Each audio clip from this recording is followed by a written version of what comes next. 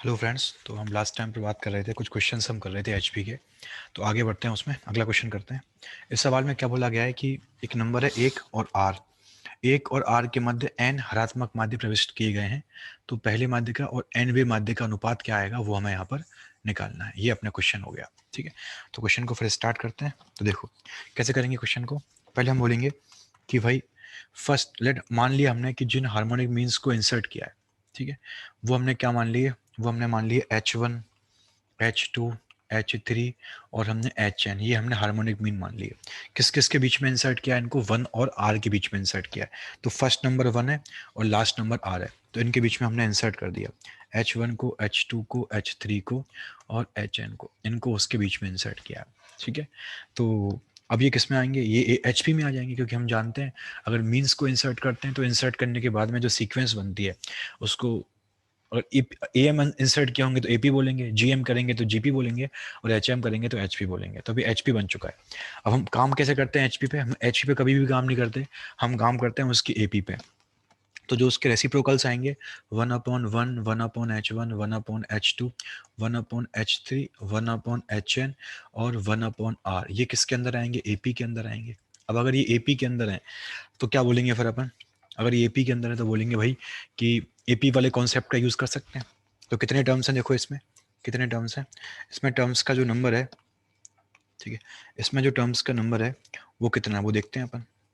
ठीक है, तो उसकी अगर हम बात करें तो देखो एन तो यहाँ पर, एक सेकेंड, एन तो हमारे पास क्या है यहाँ पर, एन तो हमारे पास मीन्स है और दो नंबर ये हैं, 1/1, 1/1 एंड 1/R। तो कुल मिलाकर के इस सीरीज में n+2 टर्म्स हैं कुल मिलाकर के। ठीक है, फर्स्ट टर्म कौन सा है, फर्स्ट टर्म तो 1/1 यानी कि 1 ही है।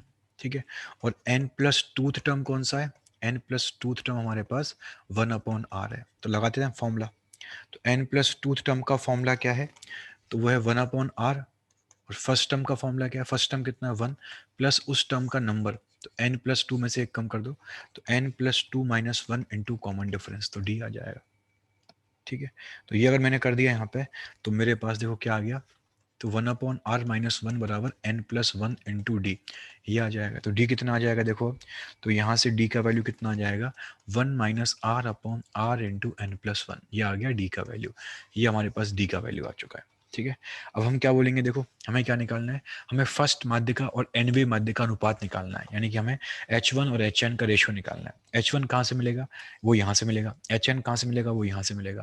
तो देखो 1/H1 क्या है, 1/H1 सेकेंड टर्म है इस एपी का। तो 1/H1 क्या है, 1/H1 है इस एपी का सेकेंड टर्म।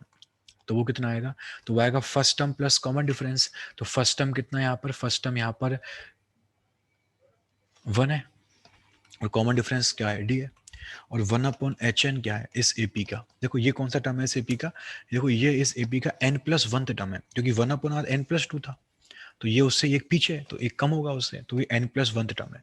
तो इसका क्या वैल्यू आएगा, फर्स्ट टर्म प्लस इसका नंबर कितना है टर्म का नंबर है n+1, तो टर्म का नंबर में से एक कम कर दो इंटू डी, ये करते हैं अपन। तो यहाँ से देखो अब 1/H1 तो कितना आ गया, देखो 1/H1 आ जाएगा 1 प्लस डी, और डी का वैल्यू कितना आया, डी का वैल्यू हमारे पास यहाँ पर अभी आया है कितना, 1 - R/R इंटू n+1, ये तो डी का वैल्यू आ गया। अगर 1/HN की बात करें तो ये कितना आएगा, 1 प्लस एन इंटू डी, और डी कितना है यहाँ पर, ये भी अपने पास वही है, 1 - R/R इंटू n+1, ये आ जाएगा। अब थोड़ा इसको सॉल्व करेंगे तो कितना आएगा, 1/H1 आ जाएगा, तो यहाँ पर आ जाएगा, एलसीएम ले लिया तो Rn+R, तो एलसीएम आ गया, ऊपर कितना आ गया, Rn+R प्लस 1 - R, ये आ गया।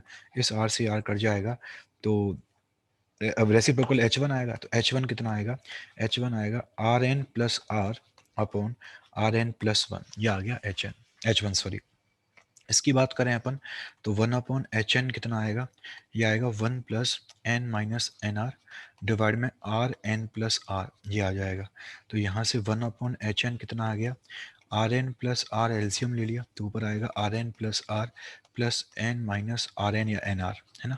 तो ये से कट जाएगा, तो H1 कितना आ जाएगा, H1 आ जाएगा Rn+R/R+n, ये आ जाएगा। ठीक है, अब हमें क्या करना है, हमें निकालना है H1/HN। तो H1/HN ले लो, तो H1 कितना है, Rn+R upon R N plus one, और डिवाइड में एच एन है तो वो कितना है, R N plus R upon ऊपर कितना आ गया, आर प्लस एन, ये आ गया हमारे पास। ठीक है, तो इसमें क्या होगा, आर एन प्लस आर से R N plus R cut जाएगा, तो कितना आ गया, R plus N upon R N plus one. तो ये इस क्वेश्चन का आंसर आएगा, R plus N upon R N plus one. तो देखते हैं कौन सा ऑप्शन आ रहा है।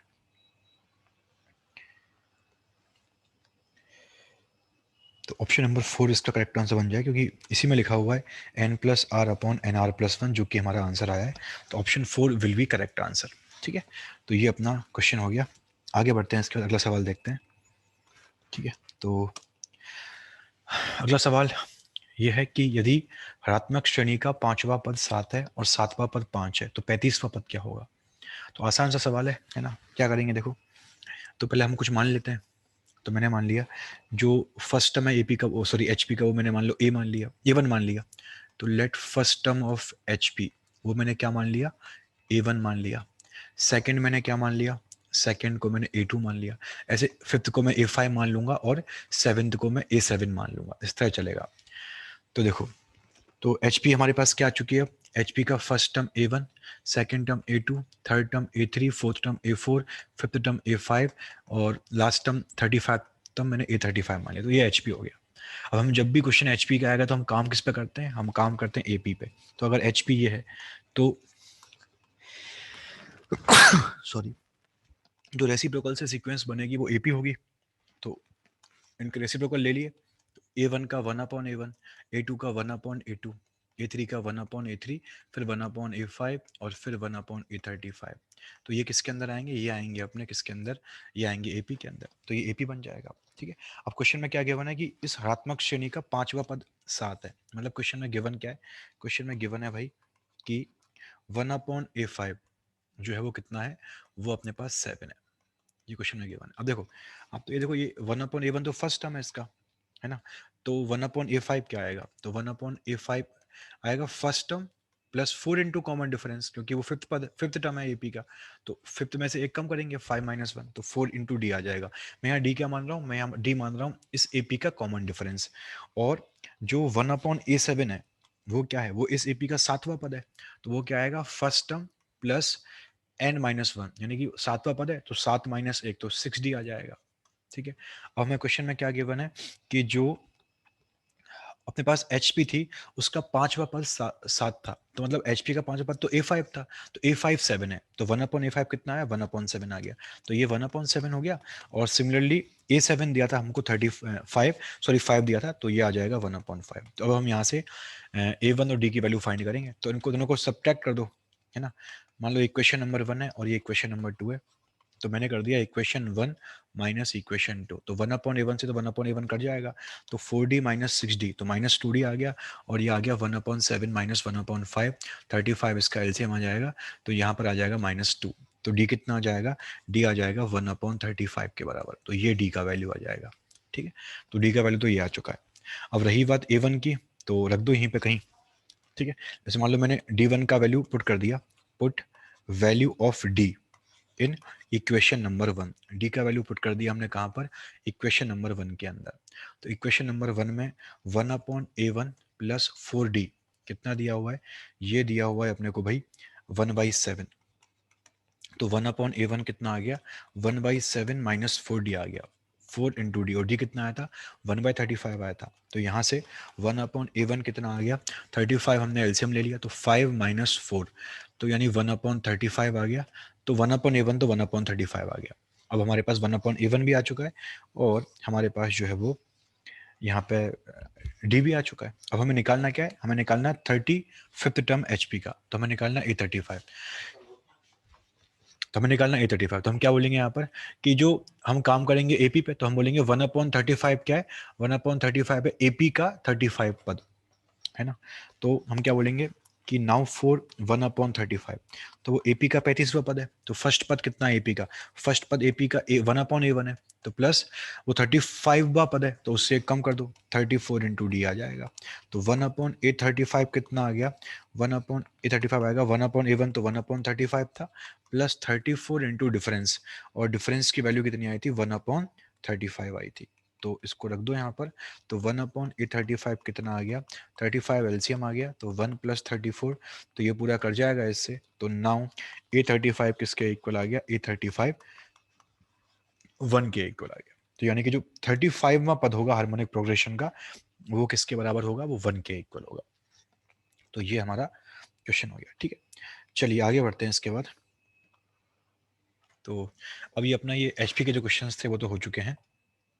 तो अब थोड़ा हम अगला पार्ट स्टार्ट करते हैं इसका। इसमें हम बात करने वाले हैं एएम, जीएम और एचएम के बारे में, कि एएम, जीएम, एचएम की जो इनइक्वालिटी है उसको कैसे यूज़ करते हैं और उसका किस तरीके से क्वेश्चंस उस पर कैसे आते हैं। तो इसके ऊपर मैं काम अभी करने वाला हूँ, तो उस पर थोड़ा सा हम एक बार देख लेते हैं। ठीक है, तो अभी मैं बात करने वाला हूँ एएम, जीएम और एचएम इनइक्वालिटी के ऊपर।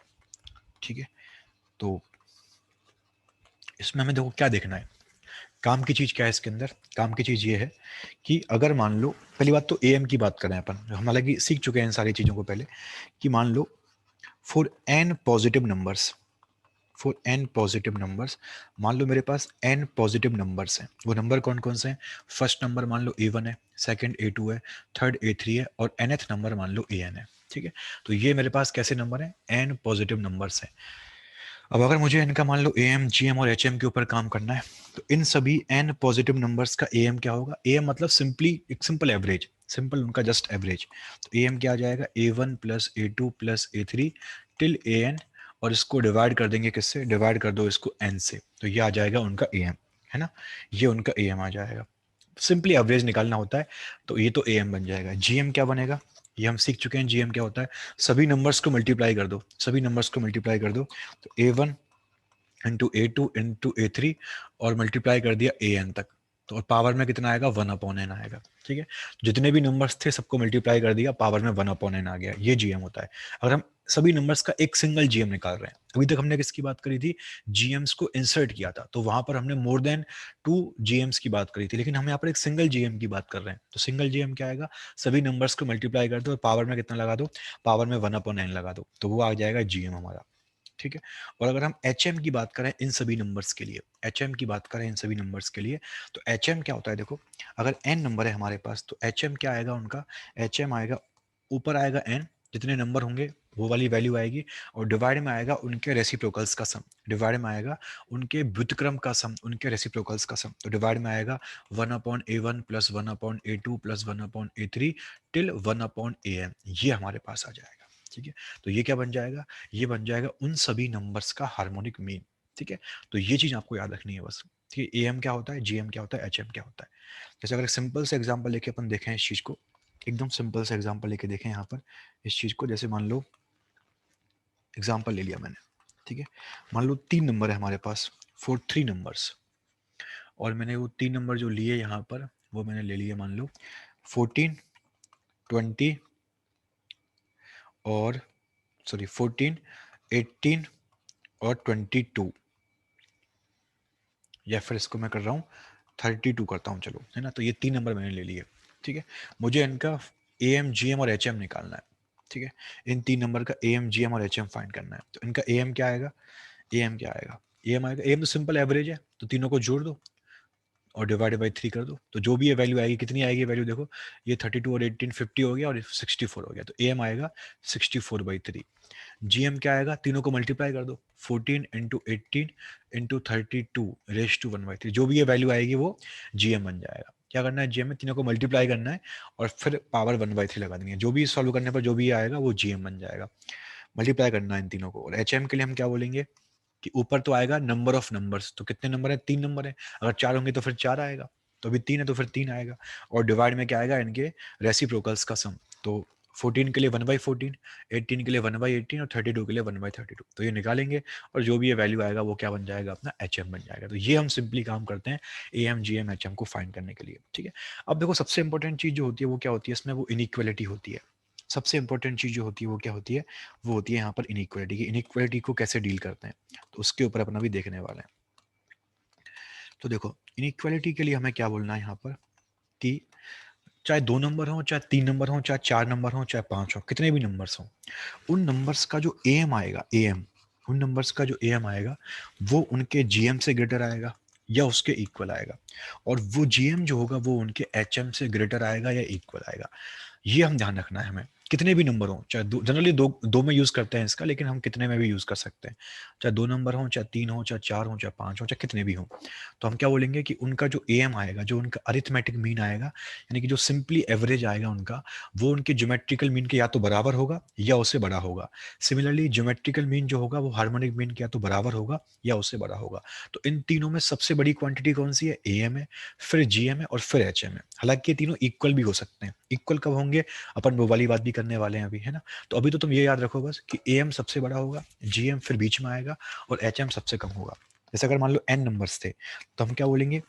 एम क्या मतलब A1 plus A2 plus A3 till AN।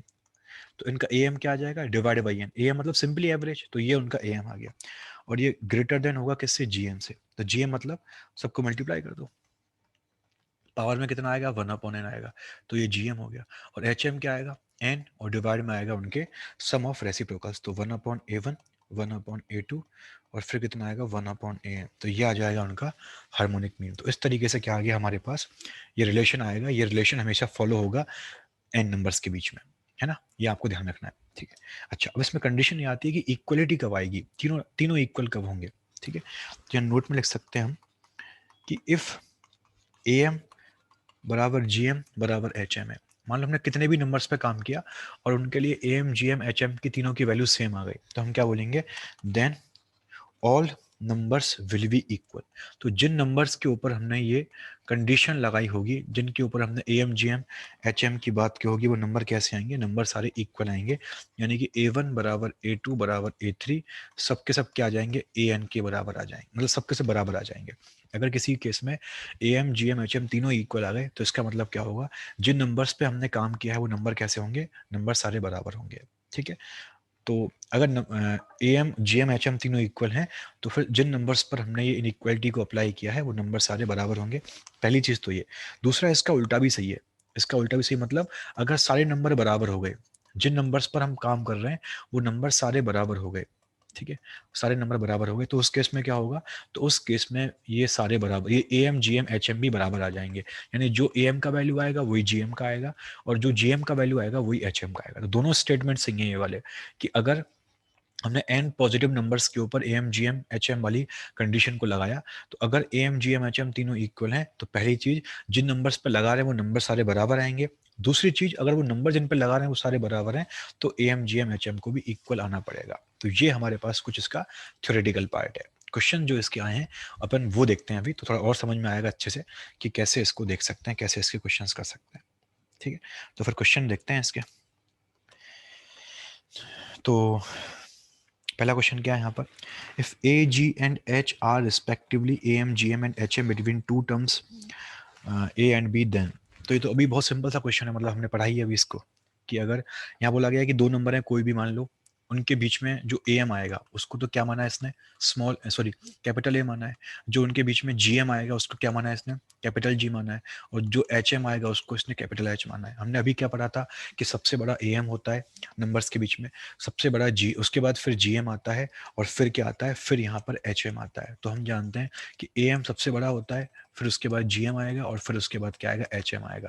तो ए एम यहाँ पर ए है, जी एम यहाँ पर जी है, और एच एम यहाँ पर एच है। तो ए ग्रेटर आएगा जी से और जी ग्रेटर आएगा एच से, ठीक है। तो हालांकि इसमें इक्वल भी होना चाहिए, ऑप्शन में इक्वल नहीं दे रखा, लेकिन जो नहीं दे रखा होगा तो फिर अपन जो दे रखा उसकी बात करेंगे, लेकिन देना चाहिए था, इक्वल भी देना चाहिए था। तो ऑप्शन कौन सा करेक्ट होगा? ऑप्शन नंबर 4 में यही लिखा हुआ है, ए है, उसके बाद जी और उसके बाद एच है, तो यही ऑप्शन अपना करेक्ट बन जाएगा। एकदम सिंपल क्वेश्चन था। आगे बढ़ते हैं इसके बाद। अब आते हैं क्वेश्चन नंबर 35 पे, ठीक है। तो इसमें देखते हैं क्या लिखा हुआ है कि if the product of N positive numbers is 1, then the sum of these number will never be less than. अगर एन नंबर हमारे पास है, उनका प्रोडक्ट, उनको अगर मल्टीप्लाई करें तो उनका जो प्रोडक्ट है वो 1 के बराबर है, तो उनका सम कभी भी किस नंबर से छोटा नहीं हो सकता। सम उनका कभी भी किस नंबर से छोटा या कम नहीं हो सकता। तो पहले नंबर्स की बात कर लेते हैं। तो मैंने मान लिया कि जिन नंबर्स की ये बात कर रहा है, मैंने मान लिया कि वो नंबर्स कौन कौन से हैं। First A1, second A2, third A3, और मैंने nth नंबर को AN मान लिया। ये मैंने मान लिया, ठीक है। देखो, अभी ये एक तो योगफल की बात कर रहा है और एक गुणनफल की बात कर रहा है, मतलब एक एडिशन और मल्टीप्लाई वाली बात कर रहा है। तो देखो एडिशन किसके अंदर आता है, एडिशन आता है ए एम के अंदर, क्योंकि ए एम में हम एवरेज निकालते हैं और एवरेज में हम ऐड करते हैं। और जो प्रोडक्शन, जो अपना मल्टीप्लिकेशन आता है, जो अपन मल्टीप्लाई करते हैं, वो किसके अंदर आता है, वो आता है जीएम के अंदर। ठीक है, मल्टीप्लाई किसके अंदर आता है, जीएम के अंदर आता है। ठीक है, तो यहाँ पर हमें A M G M equality का यूज करना है, क्योंकि एडिशन और प्रोडक्ट की बात ही कर रहा है। तो इन नंबर्स का हमें क्या दिया हुआ है, क्वेश्चन में हमें इन नंबर्स का प्रोडक्ट दिया हुआ है कि इन सभी का जो गुणनफल है वो 1 है। तो इन सबको अगर हम मल्टीप्लाई करेंगे तो कितना आएगा, 1 आएगा। तो क्वेश्चन में क्या गिवन है कि a1 into a two into a three till a N, अगर इन सबको मल्टीप्लाई करें तो कितना आएगा, 1 आएगा। ये क्वेश्चन में गिवन है। ठीक है, तो अब मैंने क्या कर दिया, अब मैंने अप्लाई कर दिया A M G M inequality को। ठीक है, सिर्फ ए एम जी एम वाला पार्ट ही लिया, उसके अंदर से पूरा नहीं लिया, एच एम को नहीं लिया, क्योंकि एच एम का कोई यूज नहीं है यहाँ पर। यूज किसका है, एडिशन का और प्रोडक्ट का यूज है, तो उसी का हम यहाँ पर लेके चलेंगे। तो अपन जानते हैं कि ए एम क्या आएगा भाई, एन नंबर्स का। तो ए एम मतलब उन सब का जोड़, उन सब का योगफल डिवाइड में एन आ जाएगा। ठीक है, और जी एम क्या आएगा, ए एम जानते हैं हम, ए एम कैसा होगा, greater than equal to G M, और जी एम क्या आएगा, इन सबको मल्टीप्लाई कर दो और पावर में कितना आएगा, 1/n आएगा। क्वेश्चन में दिया हुआ है कि जो इनका प्रोडक्ट है वो कितना है, 1 है, क्वेश्चन में दिया हुआ है। ठीक है, तो फिर यहाँ पर a one into a two into a three up to a n, इसको हमने क्या रख दिया, 1 रख दिया। ये जो लिखा हुआ है यहाँ पर, इसको 1 रख दिया। अब हम जानते हैं 1 की तो हम कितनी भी पावर कर लें, वो तो 1 ही आने वाला है, तो ये 1 ही हो जाएगा फिर। तो ये तो 1 हो जाएगा। तो अब कितना आ गया, a one plus a two plus a three till a n upon n greater than equal to 1 आ गया। ये एन को इधर भेज दो, मल्टीप्लाई कर दो। तो यहाँ से a one plus a two plus a three till a n कैसा आ गया, greater than equal to n आ गया। इसका मतलब क्या हुआ, उन सभी संख्याओं का सम जो होगा, योग जो होगा, वो क्या होगा, एन से ग्रेटर आएगा। मतलब वो कभी भी एन से छोटा नहीं हो सकता। एन से बड़ा तो होगा ही होगा, कितना बड़ा होगा उस पर अपन कोई बात नहीं बोल सकते अभी, लेकिन इतना बोल सकते हैं कि भाई कम से कम एन तो आएगा ही आएगा। तो इन सभी संख्याओं का जो योग होगा वो कम से कम एन से बड़ा होगा, मतलब कम से कम एन से कम तो वो कभी नहीं हो पाएगा। तो आंसर क्या होगा, ऑप्शन नंबर 2, क्योंकि उसमें एन से ही लिखा हुआ है। तो ये अपने क्वेश्चन का आंसर बन जाएगा। ठीक है, आगे बढ़ते हैं, अगला सवाल देखते हैं इसके बाद। तो इस क्वेश्चन पर आते हैं। देखो, तो ये इसमें हमें क्या दिया हुआ है कि क्वेश्चन में गिवन क्या है, क्वेश्चन में गिवन हमें ये है भाई कि x square into y cube is equal to 6 है। और क्वेश्चन में गिवन है कि एक्स और वाई कैसे हैं, दोनों दोनों पॉजिटिव है। ठीक है, तो बताना है हमें 3x प्लस 4y का न्यूनतम मान क्या होगा, 3x प्लस 4y का लीस्ट वैल्यू क्या आएगा, ये हमें यहाँ पे निकालना है। ठीक है, कंडीशन दी हुई है x square into y cube बराबर 6। तो देखो, जब भी ऐसे एडिशन हो और मल्टीप्लाई हो और कभी लीस्ट वैल्यू की या ग्रेटेस्ट वैल्यू की बात करें ना, तो वहां पर हम ए एम जी एम का यूज करेंगे। ए एम जी एम काफी आसान तरीका होगा उसको निकालने का। ठीक है, तो देखो हमें 3x प्लस 4y का न्यूनतम मान निकालना है कि 3x प्लस 4y की लीस्ट वैल्यू क्या आएगी, ये हमें निकालना है। ठीक है, और यहाँ पर जो लिखा हुआ है एक्स स्क्वायर वाई क्यूब लिखा हुआ है। ठीक है, तो हम ए एम जी एम का यूज तो करेंगे इस केस में, लेकिन करेंगे कैसे, वो चीज इंपॉर्टेंट है, वो चीज इंपॉर्टेंट है। ठीक है, क्योंकि देखो यहाँ पर हम जब एक्स की टर्म्स को मल्टीप्लाई करेंगे और वाई की टर्म्स को मल्टीप्लाई करेंगे, तो इस तरह से लेना है एक्स की टर्म्स को कि 2 टर्म आए एक्स की 2 टर्म आए तभी तो एक्स स्क्वायर बनेगा, और वाई की 3 टर्म आए तभी वाई क्यूब बनेगा। तो इस 3x को हमें 2 पार्ट में ब्रेक करना है और 4y को हमें 3 पार्ट में ब्रेक करना है। तो मैंने 3x को लिख दिया 3x/2 एंड 3x/2 ऐसे लिख दिया इसको। ठीक है, इनका सम 3x बन जाएगा। 2 बार क्यों ब्रेक किया है, क्योंकि अगर 2 बार ब्रेक करेंगे तो जीएम में जब मल्टीप्लाई करेंगे तो 2 बार मल्टीप्लाई करेंगे, तभी एक्स का स्क्वायर आएगा, तभी जो दिया हुआ है उसका यूज कर पाएंगे अपन। और रही बात 4y की, तो हमें 4y को 3 पार्ट में ब्रेक करना पड़ेगा, 3 वाइज में ब्रेक करना पड़ेगा सिमिलर वाई में, तभी तो वाई क्यूब क्रिएट होगा। तो 4y को लिख दिया मैंने 4y/3, 4y/3 और 4y/3 ऐसे लिख दिया इसको। तो अब इनका सम जो है वो तीनों का 4y आएगा और इनका सम 3x ही आएगा, तो काम चल जाएगा हमारा। ठीक है, तो अब हम आते हैं इनइक्वालिटी पर। तो मैं क्या करूंगा, देखो, तो मैंने ले लिया भाई 3x को लिख दिया कितना, 3x को लिख दिया 3x/2, फिर ले लिया 3x/2, और नेक्स्ट नंबर ले लिया 4y/3, फिर ले लिया अगला 4y/3, फिर ले लिया अपना 4y/3। तो कितना लिखा हुआ है, ये 3x प्लस 4y लिखा हुआ है, इनका सम 3x हो गया, इनका सम 4y हो गया, तो ये 3x प्लस 4y लिखा हुआ है। अब देखो ए एम है ये पूरा, ए एम चाहता हूं मैं ए एम बन जाए।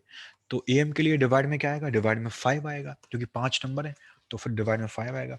और ये आएगा ग्रेटर देन इक्वल टू किससे, इन सबको मल्टीप्लाई कर दो। तो देखो 3y2 इंटू 3y2, तो 3y2 का स्क्वायर आ गया, इंटू में क्या आ जाएगा, एक्स स्क्वायर आ जाएगा।